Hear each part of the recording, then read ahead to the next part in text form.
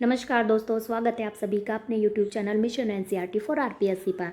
दोस्तों, जैसा कि आपको पता है, हमने शुरू करी थी कक्षा 8 की सामाजिक विज्ञान की जो बुक है उसको हमने इसमें पढ़ाना स्टार्ट किया था। हमारी चैप्टर नंबर 3 तक इसमें कंप्लीट हो गए थे। फ्रेंड्स, हमने इसलिए पढ़ाना इसको स्टार्ट किया था क्योंकि पहली बात तो बच्चों की हर बच्चे के पास ये बुक अवेलेबल नहीं होती है, तो उनकी वजह से। और एक बात, ये मेन बात ये है कि हर एग्जाम में से क्वेश्चन पूछे जाते हैं, चाहे फर्स्ट ग्रेड हो, सेकंड ग्रेड हो, चाहे रीट हो, पटवारी हो, आरएस हो, सब में इनमें से डायरेक्ट क्वेश्चन पुटअप होता है। आपने रीट में भी इसमें से क्वेश्चन देखा होगा। कृषि एक इंपॉर्टेंट टॉपिक है, कृषि में से हर एग्जाम में क्वेश्चन पूछा जाता है, तो आप इसको ध्यान से पढ़िएगा। ज़्यादा बड़ा चैप्टर नहीं है, बिल्कुल छोटा सा चैप्टर। हम आपको इंपॉर्टेंट बातें इसमें से बताएंगे और इसके जो लास्ट में क्वेश्चन हैं वो बहुत इंपॉर्टेंट होते हैं, उनको आप ध्यान से पढ़िएगा।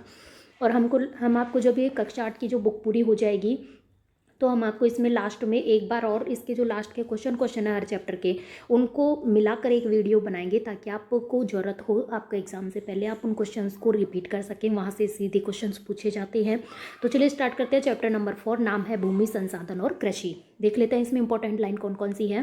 प्रकृति ने हमें अनेक प्राकृतिक संसाधन निःशुल्क उपलब्ध कराए हैं, उनमें से भूमि भी एक अत्यंत महत्वपूर्ण संसाधन है। इंपॉर्टेंट लाइन ये है कि विश्व के कुल क्षेत्रफल का लगभग 11% भाग ही ऐसा है जहाँ कृषि होती है। कितना प्रतिशत भाग है? केवल 11% भाग है जहाँ पर क्या होती है? कृषि होती है। ठीक है। विश्व के विभिन्न भागों में जनसंख्या के वितरण में समानता नहीं है क्योंकि सभी क्षेत्रों में भूमि और जलवायु में पर्याप्त भिन्नता पाई जाती है।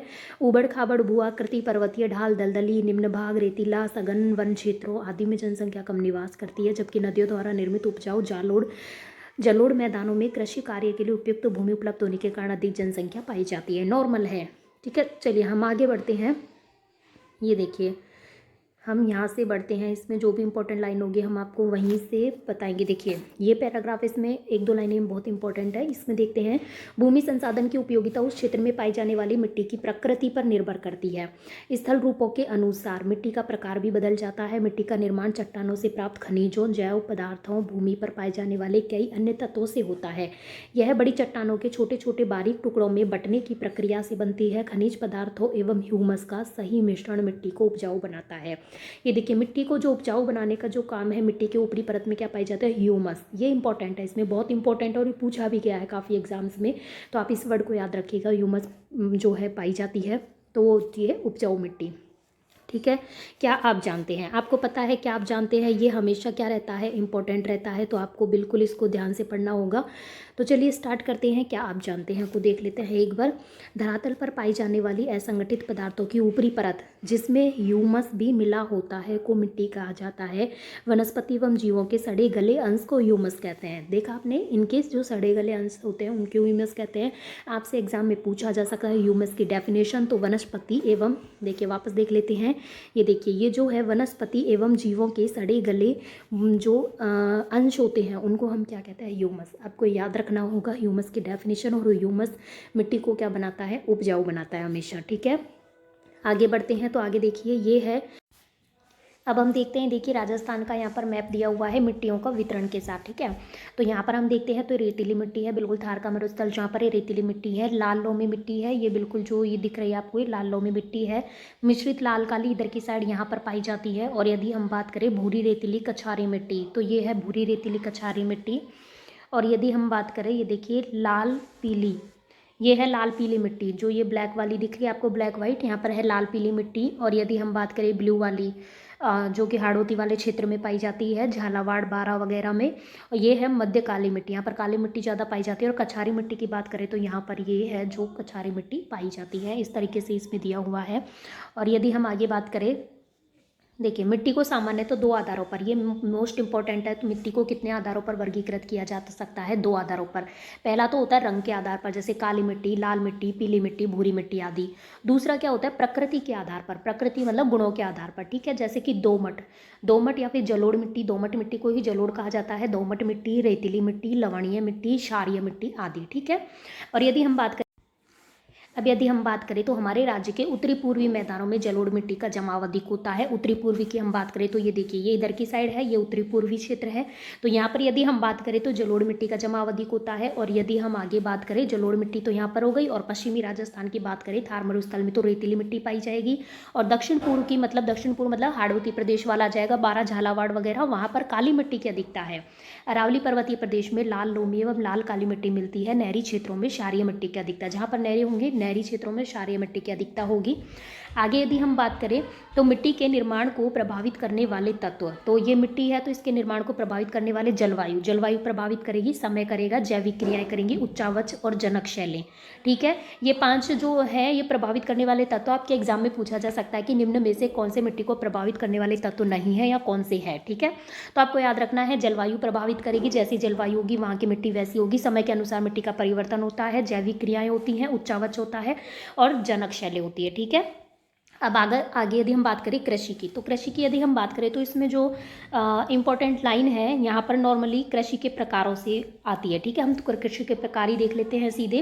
कृषि के प्रकारों में यदि हम बात करें तो विश्व के विभिन्न भागों में कृषि भिन्न भिन्न तरीके से की जाती है। भौगोलिक दशाओं, उत्पाद की मांग, श्रम, तकनीकी के विकास के आधार पर कृषि को मुख्यतः 2 भागों में विभाजित किया जा सकता है, जीवन निर्वाह कृषि और वाणिज्यिक कृषि। ठीक है, तो जीवन निर्वाह कृषि कौन सी होती है? वह कृषि जो किसान अपने परिवार के भरण पोषण के उद्देश्य से करता है उसे तो कहते हैं जीवन निर्वाह कृषि। ठीक है, जो केवल परिवार का भरण पोषण हो उसमें। ठीक है, और यदि हम बात करें तो इसमें मानवीय श्रम अधिक लगता है और मशीनरी का उपयोग कम ही किया जाता है। जीवन निर्वाह कृषि को पुनः आदिम निर्वाह कृषि तथा गहन निर्वाह कृषि में विभाजित किया जा सकता है। निर्वाह कृषि में स्थानांतरित कृषि और चलवासी पशुचारण शामिल है। तो यदि हम जीवन निर्वाह कृषि है उसको बात करें तो आदिम निर्वाह कृषि और गहन निर्वाह कृषि 2 तरीके से भी इसको डिवाइड किया जा सकता है। और निर्वाह कृषि में स्थानांतरित कृषि भी होती है कि एक बार यहाँ कर ली, यहाँ से मिट्टी अनुपजाऊ हो गई तो दूसरी जगह स्थानांतरित कृषि होती है। हम आगे अध्ययन करेंगे उसके बारे में। चलवासी पशुचारण भी इसके अंदर शामिल होता है। यदि हम आगे बात करें तो ये देखिए, ये आ गए हैं तीनों तरीके के। स्थानांतरित कृषि मुख्यतः आदिम जनजातियों के द्वारा ये की जाती है। इसमें किसी स्थान के जंगलों को काट दिया जाता है, खेत बना लिया जाता है, कटे हुए जंगलों को जला दिया जाता है ताकि राख से मिट्टी उपजाऊ हो जाती है। ऐसे खेतों में 2 या 3 वर्ष तक तो कृषि की जाती है, उसके बाद मिट्टी में उर्वरता हो जाती है कम। फिर उस क्षेत्र को या उस खेत को छोड़कर किसान कहाँ चले जाता है, किसी नए खेत पर कृषि करने लग जाता है, मतलब जंगल का कोई और दूसरा हिस्सा काट देते हैं, फिर वहाँ पर राख हो जाती है तो वहाँ पर कृषि करते हैं। इस तरीके की स्थानांतरित कृषि होती है। इस प्रकार की कृषि को दक्षिणी राजस्थान में, ये देखिए इस प्रकार की, ये इंपॉर्टेंट है कि इस प्रकार की कृषि को दक्षिणी राजस्थान में तो वालरा कहते हैं और उत्तरी पूर्वी भारत में झूम खेती कहते हैं, इसको झूम कहते हैं। ठीक है, तो आपको ये याद रखना होगा, ये पूछा जाता है, बहुत ही इंपॉर्टेंट है। दक्षिणी राजस्थान में तो स्थानांतरित कृषि को कहते हैं वालरा। दक्षिणी राजस्थान मतलब जहाँ पर बांसवाड़ा, डूंगरपुर वगैरह है। और यदि हम बात करें तो उत्तरी पूर्वी भारत में इसको कहा जाता है झूम खेती। ठीक है, तो झूम कहते हैं। ठीक है, कहाँ पर? उत्तरी पूर्वी भारत में। आगे यदि हम बात करें तो गहन निर्वाह कृषि, इसमें क्या होता है, इसमें किसान एक छोटे भूखंड पर साधारण औजारों और अधिक परिश्रम से खेती करता है। इसमें वर्ष के दौरान एक ही खेत से 2 या 3 फसलें भी उगाई जाती हैं। यह कृषि सघन जनसंख्या वाले मानसूनी प्रदेशों में अधिक प्रचलित है। ठीक है, आगे बात करें तो चलवासी पशुचारण कृषि में क्या होता है, पशुचारक अपने पशुओं के साथ चारे तथा जल के लिए एक स्थान से दूसरे स्थान पर घूमते रहते हैं। एक स्थान पर चारा और जल के कम हो जाने पर वे अपने पशुओं के साथ दूसरे स्थान पर चले जाते हैं। मान लो यहाँ पर रह रहे हैं, यहाँ पे चारा मतलब पानी की कमी हो गई तो चारे की कमी हो जाती है, तो वहाँ से उठकर फिर दूसरे स्थान पर चले जाते हैं। पशुचारक मुख्यतः भेड़, बकरी, ऊँट, याक आदि पालते हैं। इन पशुओं से पशुचारकों के परिवारों को दूध, मांस, ऊन, खाल, अन्य उत्पादक मिलते हैं जिनसे वे क्या करते हैं, अपने परिवार का पालन पोषण करते हैं। यह कृषि सामान्यतः शुष्क एवं अर्धशुष्क प्रदेशों में, मध्य एशिया और भारत के कुछ भागों जैसे कि जम्मू कश्मीर, पश्चिमी राजस्थान में प्रचलित है। ठीक है, तो आपको याद रखना होगा कि शुष्क और अर्धशुष्क प्रदेशों में यह कृषि की जाती है और मध्य एशिया में की जाती है और भारत के कुछ भागों जैसे जम्मू कश्मीर में की जाती है। पश्चिमी राजस्थान में, पश्चिमी राजस्थान से आपने देखा होगा वहाँ की साइड से जो भेड़ चराने वाले आते हैं, ऊँट चराने वाले आते हैं, काफ़ी बार देखा होगा। तो पूरे राजस्थान में जहाँ पर उनको पानी और चारे की सुविधा होती है वहाँ पर वो उनको लेकर चले जाते हैं। आगे बात करें तो आती है वाणिज्यिक कृषि। इस कृषि का मुख्य उद्देश्य क्या होता है, फसल और पशु उत्पादों को बाजार में बेचना होता है कि हम किसी मतलब कि हमारे धन कमाने के उद्देश्य से उसको करते हैं, तो उसको उत्पादों को फिर हम बाजार में बेचने जाते हैं। तो इसमें क्या होता है, विस्तृत कृषि क्षेत्र अर्थात बड़े बड़े खेतों में कृषि की जाती है जिसमें अच्छे बीज एवं खाद, अधिक पूंजी का प्रयोग किया जाता है। इस प्रकार की कृषि में अधिकांश कार्य नवीन तकनीकी व मशीनों की सहायता से किया जाता है। आगे बात करें तो यह कृषि भी 3 प्रकार की होती है, वाणिज्यिक फसल उत्पादन, मिश्रित कृषि और बागती कृषि। देखिए मिश्रित कृषि से क्वेश्चन पूछा जाता है, मिश्रित कृषि, बागती कृषि, इंपॉर्टेंट है तीनों ही, वाणिज्यिक फसल, मिश्रित कृषि, बागती कृषि।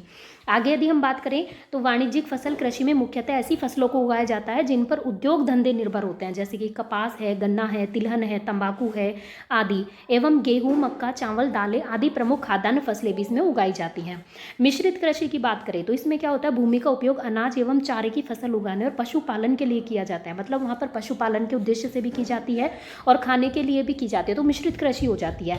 बागाती कृषि की बात करें तो बागाती कृषि वाणिज्यिक कृषि का ही एक प्रकार है। इसमें अधिक पूंजी एवं श्रम की आवश्यकता से की सहायता से बड़े बड़े उद्यानों में एक ही प्रकार की कृषि की जाती है, जैसे चाय है, कॉफ़ी है, रबड़ है, ये बहुत बड़े बागान के अंदर एक ही प्रकार की कृषि की जाती है, तो बागानी कृषि हो जाती है। ठीक है, आगे बात करें तो मानव अपने भोजन की आवश्यकता को पूरा करने के लिए अनेक प्रकार की फसलें उगाता है। कृषि कई प्रकार के उद्योगों के लिए कच्चा माल भी उपलब्ध कराती है, जैसे सूती वस्त्र उद्योग के लिए कपास एवं शक्कर उद्योग के लिए गन्ना आदि। गेहूं, चावल, बाजरा एवं मक्का प्रमुख खाद्य फसलें हैं। चना, अरहर, उड़द, मूंग आदि दलहनी फसलें हैं। सरसों, मूंगफली, सोयाबीन आदि तिलहनी फसलें आप जानते होंगे जिनसे तेल निकलता है, तिलहनी हो जाती हैं। कपास और जूट रेशेदार फसलें हैं, तो आपको रेशेदार फसलें याद रखनी होगी, पूछा जाता है कपास और जूट। रेशेदार फसलें कौन सी है, कपास और जूट आदि। बाकी तो अपन पहचान जाते हैं, जैसे कि दलहनी फसलें जिनसे दाल बनती है, दलहनी फसलें हो जाती है। कहवा और चाय ये पेय फसलें हैं। ठीक है, अब आती है कृषि ऋतुएं। ऋतुएं कितने प्रकार की होती है कृषि के लिए, तो 3 प्रकार की होती है मुख्यतः। खरीफ वर्षा ऋतु में बोई जाती है, रबी शीत ऋतु में बोई जाती है, जायद ग्रीष्म ऋतु। ठीक है, मतलब जो खरीफ की फसल है, खरीफ मतलब वर्षा ऋतु होता है तो हम उसको बोलते थे खरीफ की फसल। और रबी, रबी मतलब क्या होता है, वैसे हम इसको ट्रिक से याद रख सकते हैं कि रवि, रवि मतलब होता है सूर्य, लेकिन सूर्य की जरूरत हमें कब होती है, शीत ऋतु में, सर्दियों में ज़्यादा होती है, तो रबी किसको कहेंगे, शीत ऋतु को कहेंगे, और जायद कहेंगे हम ग्रीष्म ऋतु को। ठीक है, यहाँ जलवायु के अनुसार बाजरा, मक्का, ज्वार, मूंगफली, चावल आदि खरीफ तथा गेहूं, जौ, चना, सरसों आदि रबी तथा फल सब्जी, रजगा, बरसीम आदि जायद की फसलें हैं। राजस्थान की खाद्यान्न फसलों में गेहूं, जौ, ज्वार, बाजरा, मक्का और दालें हैं। तो इसमें इंपॉर्टेंट लाइन क्या है, इसमें इंपॉर्टेंट लाइन है कि रबी की फसल कौन सी होती है, खरीफ की कौन सी होती है। ठीक है, तो हमें खरीफ की फसल देखते हैं तो बाजरा, मक्का, ज्वार, मूंगफली, चावल, ये तो है खरीफ की फसलें, मतलब कि इनको बारिश में उगाया जाता है वर्षा ऋतु में। और यदि हम बात करें गेहूं, जौ, चना, सरसों आदि रबी की फसलें, मतलब कि इनको उगाया जाता है शीत ऋतु सर्दियों में। और यदि हम बात करें फल सब्जी, रजगा, बरसीम आदि, तो ये है जायद की फसलें, मतलब कि इनको उगाया जाता है ग्रीष्म ऋतु में। ठीक है, आगे यदि हम बात करें तो ये देखिए, सिंचाई की सुविधाओं में प्रसार होने के बाद व्यापारिक फसलों पर किसानों का विशेष ध्यान गया है, ये नॉर्मल बातें हैं। ठीक है, और व्यावसायीकरण से वर्तमान में सोयाबीन खेती बढ़ गई है, ओके, ये नॉर्मल बातें हैं। आगे यदि हम बात करें तो राज्य की प्रमुख फसलें, यहाँ आते हैं हम, ये इंपॉर्टेंट है, राज्य की प्रमुख फसलें। गेहूं की बात करते हैं, यह राज्य की एक प्रमुख खाद्यान्न फसल है। बोते समय मध्यम तापमान और कटाई के समय तेज धूप की आवश्यकता होती है। इसके लिए देखिए मिट्टी कौन सी चाहिए होती है, जलोढ़ मिट्टी उपयुक्त होती है। ठीक है, जलोढ़ मिट्टी जो कि हमने पढ़ा था उत्तरी पूर्व में पाई जाती है। राजस्थान में गेहूं शीत ऋतु में उगाया जाता है, ये आपको याद रखना होगा, शीत ऋतु। शीत ऋतु का मतलब हमने आपको ट्रिक से बताया था, रबी, रबी की फसलों में आती है। राजस्थान में प्रमुख गेहूं उत्पादक जिले हैं श्रीगंगानगर, मोस्ट इंपॉर्टेंट है, सबसे ज़्यादा गेहूं उत्पादन होता है श्रीगंगानगर में। तो श्रीगंगानगर, हनुमानगढ़, कोटा, बारा, बूंदी, सवाई माधोपुर, करौली, चित्तौड़गढ़, उदयपुर, भीलवाड़ा, टोंक, पाली, अजमेर, डूंगरपुर, बांसवाड़ा आदि है। भारत में गेहूं का सर्वाधिक उत्पादन उत्तर प्रदेश से होता है। राजस्थान में बात करें तो श्रीगंगानगर से होता है। चीन के बाद विश्व में गेहूं का उत्पादन भारत में ही सबसे ज़्यादा होता है, दूसरा स्थान है। सबसे ज़्यादा किसमें होता है, चाइना में होता है, मतलब चीन में होता है। भारत की बात करें तो कौन से प्रदेश में होता है, कौन से राज्य में होता है, उत्तर प्रदेश में होता है। राजस्थान की बात करें तो कौन से डिस्ट्रिक्ट में या कौन से जिले में होता है, तो कहाँ पर होता है, श्रीगंगानगर में होता है। ये कुछ बातें आपको इसमें याद रखनी होगी। आगे बात करते हैं हम बाजरा, इसमें कौन सी इंपॉर्टेंट बातें हैं। पश्चिमी राजस्थान की शुष्क जलवायु में रेतीली मिट्टी बाजरे की कृषि के लिए उपयुक्त है, क्योंकि यह कम वर्षा एवं उच्च तापमान वाले क्षेत्रों में पाया जाता है। शुष्क जलवायु मेन तो है, इसको शुष्क जलवायु में भी बाजरा हो जाता है, इसके लिए बहुत ज़्यादा नम जलवायु की आवश्यकता नहीं होती है, रेतीली मिट्टी में भी हो जाती है इसकी कृषि, इसलिए राजस्थान में सबसे ज़्यादा बाजरे की खेती होती है। आगे देखते हैं, बाजरा राज्य का एक प्रमुख खाद्यान्न भी है, यह राज्य में सर्वाधिक क्षेत्रफल पर बोई जाने वाली फसल है, ये इंपॉर्टेंट है। राज्य में सर्वाधिक क्षेत्रफल पर बोई जाने वाली फसल कौन सी है, बाजरा है। पश्चिमी राजस्थान एवं जयपुर, दौसा, भरतपुर, करौली, सवाई माधोपुर आदि जिलों में बाजरा पैदा किया जाता है। भारत का सर्वाधिक जो बाजरा उत्पादन है वो राजस्थान में होता है, ये इंपॉर्टेंट लाइन है कि सर्वाधिक बाजरा उत्पादन कहाँ होता है, राजस्थान में होता है। गेहूं उत्पादन सर्वाधिक होता है उत्तर प्रदेश में, हमने पढ़ा है अभी। आगे पढ़ते हैं चावल। यह विश्व में सर्वाधिक खाया जाने वाला अनाज है। विश्व में सर्वाधिक खाया जाने वाला अनाज क्या है? चावल है। रोटियां सब जगह नहीं खाई जाती हैं फ्रेंड्स, मैक्सिमम का क्या खाया जाता है? चावल खाया जाता है, जो उपोष्ण एवं उष्णकटिबंधीय प्रदेशों में रहने वाले लोगों द्वारा उगाया जाता है। अब देखिए चावल के लिए जलवायु कैसी चाहिए? उपोष्ण एवं कटिबंधीय प्रदेशों में रहने वाले लोगों द्वारा मोस्टली उगाया जाता है। इसके लिए उच्च तापमान चाहिए, अधिक आर्द्रता एवं वर्षा की आवश्यकता होती है। चीका युक्त जलोढ़ एवं काली मिट्टी जिसमें जल को रोकने की क्षमता हो सर्वोत्तम मानी जाती है।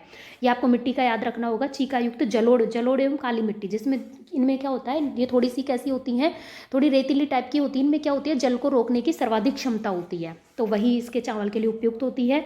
चीन चावल उत्पादन में अग्रणी देश है। चाइना में, चीन में सबसे ज़्यादा होता है। उसके पश्चात भारत का विश्व में दूसरा स्थान है। ठीक है, सेम टू सेम है, जैसे कि गेहूं का है वैसा ही हाल चावल का है। चीन में सबसे ज़्यादा होता है, फिर भारत में होता है। राजस्थान में यह कौन सी फसल है? खरीफ की फसल है। ठीक है, देखिए चावल में भी 3 अक्षर आ रहे हैं, चावल। खरीफ में भी 3 अक्षर आ रहे हैं, खरीफ। ठीक है, तो आप इस तरीके से ट्रिक से इसको याद रख सकते हैं। खरीफ का मतलब कब बोई जाती है? ये हमने आपको बताया था, रबी। रबी का मतलब शीत ऋतु। सर्दियों में हमको रवि मतलब सूर्य की आवश्यकता पड़ती है। खरीफ की यदि हम बात करें तो वो क्या होती है? खरीफ का मतलब हो जाता है वर्षा ऋतु। ठीक है, आगे बात करते हैं। तो चावल का उत्पादन आप इस तरीके से याद रख सकते हैं, चावल के लिए बहुत ज़्यादा पानी चाहिए होता है, तो इसको वर्षा ऋतु में बोया जाता है। चावल का उत्पादन हनुमानगढ़, श्रीगंगानगर, बांसवाड़ा, डूंगरपुर, कोटा, बूंदी, झालावाड़, बारां, उदयपुर, चित्तौड़गढ़ आदि जिलों में होता है। ठीक है, आगे बात करते हैं मक्का की।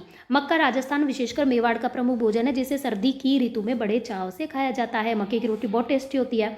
इसके लिए अधिक तापमान की जरूरत होती है, वर्षा की आवश्यकता होती है तथा उपजाऊ लाल काली मिट्टी की, देखिए इसमें लाल काली मिट्टी चाहिए होती है मक्का के लिए। ठीक है, लाल काली मिट्टी चाहिए होती है, ये उपयुक्त रहती है इसके लिए। चित्तौड़गढ़, उदयपुर, भीलवाड़ा, राजसमंद, बांसवाड़ा, डूंगरपुर आदि प्रमुख उत्पादक जिले हैं मक्का के। ठीक है, आगे हम बात करें तो चना।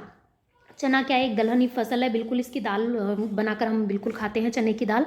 तो चने के लिए हल्की रेतीली मिट्टी उपयुक्त होती है। चने के लिए कैसी मिट्टी चाहिए? हल्की रेतीली मिट्टी चाहिए। चने का सर्वाधिक उत्पादन कहाँ होता है? हनुमानगढ़ और श्रीगंगानगर जिलों में, मतलब जो हमारे राजस्थान के टॉप पर जो जिले हैं, हनुमानगढ़ और श्रीगंगानगर, वहाँ पर चने का उत्पादन सर्वाधिक होता है। इसके अलावा होता है अलवर, भरतपुर, जयपुर, दौसा, टोंक, करौली, सवाई माधोपुर, उदयपुर, बांसवाड़ा, कोटा, झालावाड़ आदि जिलों में इसकी कृषि होती है। चने के अलावा मूंग, मोट, उड़द और अरहर अन्य दलहन हैं जो राज्य में उत्पादित किए जाते हैं। आगे बात करते हैं तो सरसों की बात होती है। सरसों की बात करें तो राजस्थान देश का सबसे बड़ा सरसों उत्पादक राज्य है। देखिए कितनी अच्छी लाइन है कि जो राजस्थान है वो देश का सबसे बड़ा सरसों उत्पादक राज्य है। बाजरे की बात करें तो बाजरा भी राजस्थान में सबसे ज़्यादा होता है। सरसों की बात करें तो वो भी सबसे ज़्यादा कहाँ होती है? राजस्थान में। इसलिए इसे सरसों का प्रदेश भी कहा जाता है, राजस्थान को सरसों प्रदेश भी कहा जाता है। भरतपुर जिले के, देखिए भरतपुर जिले के सेवर में राष्ट्रीय सरसों अनुसंधान केंद्र स्थित है। आपको याद रखना होगा राष्ट्रीय अनुसंधान केंद्र कहाँ पर है? भरतपुर के सेवर जिले में स्थित है। बहुत ही इंपॉर्टेंट ये लाइन है कि राजस्थान के जो सेवर है इसमें जो है ये कौन सा राष्ट्रीय सरसों अनुसंधान केंद्र स्थित है। ठीक है, ये बहुत इंपॉर्टेंट लाइन है, सेवर में स्थित, आपको याद रखना होगा। आगे यदि हम बात करें तो प्रमुख उत्पादक जिले भरतपुर, अलवर, धौलपुर, सवाई माधोपुर और करौली हैं। उत्तरी जिलों में श्रीगंगानगर, हनुमानगढ़, बीकानेर प्रमुख स्थान रखते हैं। बात करते हैं मूंगफली। मूंगफली क्या है? एक तिलहनी फसल है, तेल निकलता है इसका, वाणिज्यिक फसल भी है जिसे खरीफ ऋतु में उगाया जाता है। आपको ये खरीफ, रबी की ये फसलें तो आपको याद रखनी होंगी। यह फसल अधिकतर वर्षा पर निर्भर होती है। इस तरीके से याद रख सकते हैं। मूंगफली क्या होती है? मूंगफली वर्षा में इसके लिए पानी की ज़्यादा जरूरत होती है, खरीफ की फसल हो जाती है। अधिकतर वर्षा पर निर्भर होती है। राज्य के लगभग 3 लाख हेक्टेयर भूमि पर इसकी खेती होती है। कुछ वर्षों में बीकानेर में मूंगफली की खेती का काफ़ी प्रसार हुआ है। अन्य जिले हैं श्रीगंगानगर, हनुमानगढ़, चित्तौड़गढ़, जयपुर आदि। आगे बात करते हैं तो कपास। कपास क्या है? एक औद्योगिक फसल है। पारंपरिक सूती वस्त्र उद्योग से लेकर आधुनिक सूती वस्त्र उद्योग के कारखानों से कच्चे माल की आपूर्ति इसी से होती है। यह राज्य के पारंपरिक सूती वस्त्र उद्योग के लिए बहुत लाभदायक है। कपास का मुख्य उत्पादन कहाँ होता है? श्रीगंगानगर, हनुमानगढ़ के साथ ही मेवाड़ एवं हाड़ौती क्षेत्र में भी होता है। तो मोस्टली तो कहाँ होता है? श्रीगंगानगर, हनुमानगढ़ में होता है। आगे बात करें तो कृषि विकास। तो कृषि विकास की यदि हम बात करें तो कृषि विकास के लिए इसमें कुछ खास नहीं है। हम बात करते हैं आधुनिक कृषि फॉर्म जो कि सूरतगढ़ में है। इसकी बात करते हैं तो ये इंपॉर्टेंट है। आधुनिक कृषि फॉर्म कहाँ पे है? सूरतगढ़ में है।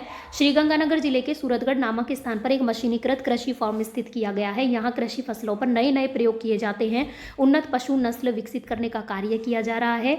इस फॉर्म में कई प्रकार की फसलों एवं फलों का भी उत्पादन किया जाता है। यहाँ सिंचाई की सुविधा इंदिरा गांधी नहर द्वारा उपलब्ध कराई जा रही है। हमने पढ़ा था लास्ट चैप्टर में इंदिरा गांधी नहर नहर परियोजना के द्वारा जो हमारा थार का मरुस्थल से रिलेटेड जो भी जिले हैं उनके अंदर सिंचाई परियोजना या फिर पेयजल सुविधा जो है इंदिरा गांधी नहर परियोजना के द्वारा की जाती है और इसी के द्वारा आधुनिक कृषि फॉर्म सूरतगढ़ में जो सिंचाई की जाती है। ठीक है, आपको याद रखना होगा आधुनिक कृषि फॉर्म कहाँ पर स्थापित है, सूरतगढ़ में, और यहाँ पर सिंचाई होती है इंदिरा गांधी नहर परियोजना के द्वारा। देखिए हम पहुंच गए हैं शब्दावली पर। शब्दावली क्षारीय मिट्टी होती है मतलब खारी मिट्टी, निर्वाह मतलब निर्वहन या जीवन यापन, बरसीम होता है एक प्रकार की घास। ये आपको याद रखना होगा, बरसीम ये पूछा जा सकता है। बरसीम क्या होती है, एक प्रकार की घास होती है। आपको नहीं पता होगा बरसीम क्या होती है, एक प्रकार की घास होती है। यदि हम आगे बात करें तो हम बात करते हैं अभ्यास प्रश्नों की। ठीक है, निम्नलिखित में से कौन सी एक खरीफ की फसल है, तो खरीफ की फसल बात करें तो आप बताइए, गेहूं है, मक्का है, चना है, सरसों है, कौन सी है खरीफ की फसल। हमने आपको बताया था कौन सी होगी खरीफ की फसल, मक्का। मक्के के लिए क्या होगी, ज़्यादा पानी की जरूरत होती है, तो मक्का क्या हो गई, खरीफ की फसल जो कि वर्षा ऋतु में बोई जाती है। निम्नलिखित में से कौन सी तिलहन फसल है, तिलहन कौन सी होगी जिसमें तेल निकलेगा, तो मक्का, गेहूं, सरसों, चना, तो इसमें ऑब्वियसली सरसों हो जाएगा, सरसों का तेल निकलता है। आगे यदि हम बात करें तो रिक्त स्थान की पूर्ति कीजिए। कपास एक प्रमुख कौन सी फसल है, कपास एक प्रमुख कौन सी है, औद्योगिक फसल है। ठीक है, और सर्वाधिक सरसों के उत्पादन के कारण राजस्थान को कौन सा प्रदेश कहते हैं, सरसों प्रदेश भी कहते हैं। ठीक है, आगे बात करें, अब यदि हम बात करें तो रिक्त स्थानों की पूर्ति कीजिए। तो कपास एक प्रमुख क्या है, औद्योगिक फसल है। कपास क्या है फ्रेंड्स, औद्योगिक फसल है। हमने ऊपर पढ़ा था सर्वाधिक सरसों के उत्पादन के कारण राजस्थान को सरसों प्रदेश भी कहा जाता है। कृषि के दो प्रमुख प्रकार हैं, जीवन निर्वाह कृषि और दूसरा कौन सा था, वाणिज्यिक कृषि। ठीक है, आपको याद होगा, भी पढ़ा है हमने। खनिज पदार्थों एवं ह्यूमस का सही मिश्रण मिट्टी को क्या बनाता है, उपजाऊ बनाता है। अभी हम आपको ऊपर वापस से पढ़ाएंगे इनको ताकि आपको एक बार दोबारा रिवाइज हो जाएगा। वाणिज्यिक कृषि किसे कहते हैं, चलिए हम आपको एक बार दोबारा से इनको रिवाइज करा ही देते हैं। ये देखिए, इसमें हमने पहले तो ह्यूमस के बारे में आपको दोबारा पढ़ा देते हैं क्योंकि ये बहुत इंपॉर्टेंट है। देखिए ह्यूमस क्या होता है, धरातल पर पाई जाने वाली असंगठित पदार्थों की ऊपरी परत जिसमें ह्यूमस भी मिला होता है, इसको मिट्टी कहा जाता है। वनस्पतियों एवं जीवों के सड़े गले अंश को ह्यूमस कहते हैं। ठीक है, और ये खनिज पदार्थों एवं ह्यूमस का सही मिश्रण मिट्टी को क्या बनाता है, उपजाऊ बनाता है। यही था हमारा पूछने वाला उसमें क्वेश्चन। अब हम बात करते हैं वाणिज्यिक कृषि किससे कहते हैं। तो ये देखिए, हमने अभी बताया था आपको कृषि के प्रकार। ये देखिए यहाँ पर है कृषि के प्रकार। तो इसमें कृषि कितने प्रकार की, दो प्रकार की, जीवन निर्वाह कृषि और वाणिज्यिक कृषि। तो जीवन निर्वाह होती है वह कृषि जो किसान अपने परिवार के भरण पोषण के उद्देश्य से करता है। और यदि हम बात करें वाणिज्यिक कृषि, हमसे पूछा गया वाणिज्यिक कृषि क्या होती है, तो इस कृषि का प्रमुख उद्देश्य क्या होता है, फसल, और वह कृषि जो जिसका उद्देश्य होता है फसल और पशु उत्पादों को बाजार में बेचना, वो क्या होती है, वाणिज्यिक कृषि होती है। ठीक है, इसमें विस्तृत कृषि क्षेत्र और बड़े बड़े खेतों में इसमें कृषि की जाती है। आगे यदि हम बात करें तो आगे नेक्स्ट क्वेश्चन हमारा पूछता है कि राजस्थान में प्रमुख कृषि ऋतुओं एवं उनकी फसलों की सूची बताइए। जो हमने अभी पढ़ा था फसलों की, जो खरीफ की फसल है, ये देखिए कृषि ऋतु आ गई। तीन प्रकार की इसमें प्रमुख ऋतु होती है। खरीफ, खरीफ मतलब वर्षा ऋतु, रबी मतलब शीत ऋतु, और जायद मतलब ग्रीष्म ऋतु। तो जलवायु के अनुसार बाजरा, मक्का, ज्वार, मूंगफली, चावल आदि खरीफ की फसलें हो गई। गेहूं, जौ, चना, सरसों आदि रबी की फसलें हो गई जो कि सर्दियों में बोई जाती हैं। फल, सब्जी, रजगा, बरसीम आदि जायद की फसलें हो गई। तो आप इस तरीके से याद रख सकते हैं, जायद मतलब ग्रीष्म होती है और फल सब्जियों की हमें सबसे ज़्यादा जरूरत कब होती है, गर्मियों में। ठीक है, तो राजस्थान की खाद्यान्न फसलों में गेहूं, जौ, बाजरा, ज्वार, मक्का आदि है। तो ठीक है, हमारा ये क्वेश्चन कंप्लीट होता है, बहुत इंपॉर्टेंट था ये। और राजस्थान में पाई जाने वाली मिट्टियों, राजस्थान में प्रमुख पाई जाने वाली मिट्टियों के नाम देखें तो हम देखते हैं, अभी हमने आपको बताया था, विद मैप बता देते हैं हम आपको अभी। ये देखिए, हाँ यहाँ पर हमने आपको बताया था राजस्थान में प्रमुख पाई जाने वाली जो मिट्टियाँ हैं, देखिए कितनी सारी टाइप की यहाँ पर मिट्टी पाई जाती है। रेतीली मिट्टी पाई जाती है, लाल लोमी मिट्टी, मिश्रित लाल काली मिट्टी, भूरी रेतीली कछारी मिट्टी, भूरी रेतीली मिट्टी, लाल पीली मिट्टी, मध्यम काली मिट्टी, कछारी मिट्टी। और यदि हम बात करें तो देखिए यहाँ पर हमने आपको बताया था कि हमारे राज्य के उत्तरी पूर्वी मैदान में तो जलोढ़ मिट्टी का जमाव अधिक है, वहीं पश्चिमी राजस्थान के थार मरुस्थल में रेतीली मिट्टी पाई जाती है। दक्षिण पूर्व के हाड़ौती प्रदेश में काली मिट्टी की अधिकता है। अरावली पर्वतीय प्रदेश में लाल लोमी एवं लाल काली मिट्टी, और नहरी क्षेत्रों में क्षारीय मिट्टी की अधिकता है। तो आप देख पा रहे होंगे बहुत सारी तरीके की यहाँ पर ये मिट्टियाँ पाई जाती है हमारे राजस्थान में। नेक्स्ट क्वेश्चन की यदि हम बात करें, नेक्स्ट क्वेश्चन है हमारा, अब देखते हैं कि राजस्थान की प्रमुख व्यापारी फसलें कौन कौन सी होती हैं और किन किन जिलों में पैदा होती हैं। तो हम देख लेते हैं पहले कि व्यापारिक फसलें कौन कौन सी होती हैं। ये देखिए, व्यापारिक फसलें होती है जैसे कपास, गन्ना, तंबाकू, तिलहन आदि होती हैं। समस्त पैदावार को जिनको बेच दिया जाता है वही व्यापारिक फसलें होती है जिनसे व्यापार किया जाता है, कुछ धन कमाया जाता है। तो हम बात करें जैसे कि यदि हम कपास की बात करें तो कपास की जो बात करें तो कपास कहाँ का मुख्यतः पैदा होता है, श्रीगंगानगर, हनुमानगढ़ के साथ ही मेवाड़ एवं हाड़ौती क्षेत्रों में होता है। मूंगफली की बात करें तो मूंगफली श्रीगंगानगर, हनुमानगढ़, चित्तौड़गढ़, जयपुर आदि में, अन्य जिले इनमें होती है। और मोस्टली जो होती है वो कुछ वर्षों में बीकानेर मूंगफली खेती का काफ़ी प्रसार हुआ है। बीकानेर, जोधपुर साइड भी ये काफ़ी होती है मूंगफली। और यदि हम नेक्स्ट क्वेश्चन की बात करें तो मिट्टी निर्माण को प्रभावित करने वाले तत्वों का प्रवाह चार्ट बनाइए। तो हमने आपको चार्ट बताया था, बड़ी अच्छे से इसमें चार्ट दिया हुआ है कि मिट्टी को प्रभावित करने वाले कौन कौन से तत्व होते हैं। ये देखिए 5 तत्व इसमें बताए गए हैं प्रभावित करने वाले तत्व। एक है जलवायु, एक है समय, एक है जैविक क्रियाएं, एक है उच्चावच, एक है जनक शैली। तो आपको 5 तत्व याद रखने होंगे, एग्जाम में पूछा जा सकता है कौन से तत्व प्रभावित करते हैं कौन से नहीं करते हैं। ठीक है, आगे यदि हम बात करें लास्ट क्वेश्चन की, तो राजस्थान की प्रमुख खाद्यान्न फसलों के उनके उत्पादक जिलों की सूची बनाइए। तो यदि हम बात करें खाद्यान्न फसलों की, तो जो फसलें खाई जाती हैं उन्हीं को हम क्या बोलते हैं, खाद्यान्न फसलें बोलते हैं। जैसे कि ये सब है गेहूं, बाजरा, चावल, मक्का, चना, सरसों, मूंगफली, सब ये क्या है, खाद्यान्न फसलें हैं। तो इनका हमसे क्या पूछ रहा है, इनके उत्पादक जिलों की सूची बनाइए कि भाई कौन से जिलों में इनका उत्पादन होता है। तो हम गेहूं की बात करें तो गेहूं श्रीगंगानगर में सबसे ज़्यादा होता है, आपको याद रखना होगा। और बात करें तो हनुमानगढ़, कोटा, बारा, बूंदी, सवाई माधोपुर, करौली, चित्तौड़गढ़, उदयपुर, भीलवाड़ा, टोंक, पाली, अजमेर, डूंगरपुर, बांसवाड़ा आदि में सबसे ज़्यादा होता है। भारत में बात करें तो गेहूं उत्पादन सर्वाधिक कहाँ पे होता है, उत्तर प्रदेश में। और चीन के बाद विश्व में गेहूं उत्पादन में भारत का कौन सा स्थान है, दूसरा स्थान है। ये भी आपको मोस्ट इंपॉर्टेंट लाइन थी, इसमें हमने आपको बताया था। बाजरे की बात करें तो बाजरा सबसे ज़्यादा कहाँ होता है, राजस्थान में होता है। इसका उत्पादन सबसे ज़्यादा, भारत में सर्वाधिक बाजरा उत्पादन होता है राजस्थान में, बहुत इंपॉर्टेंट बात है। और यदि हम बात करें कि जो राजस्थान राज्य है उसमें सर्वाधिक क्षेत्रफल पर ये बोई जाती है बाजरा फसल, और पश्चिमी राजस्थान एवं जयपुर, दौसा, भरतपुर, करौली, सवाई माधोपुर आदि जिलों में बाजरा पैदा किया जाता है। यदि हम बात करें चावल की, तो चावल का जो उत्पादन है मुख्यतः कहाँ पर होता है, हनुमानगढ़, श्रीगंगानगर, बांसवाड़ा, डूंगरपुर, कोटा, बूंदी, झालावाड़, बारा, उदयपुर, चित्तौड़गढ़ आदि जिलों में।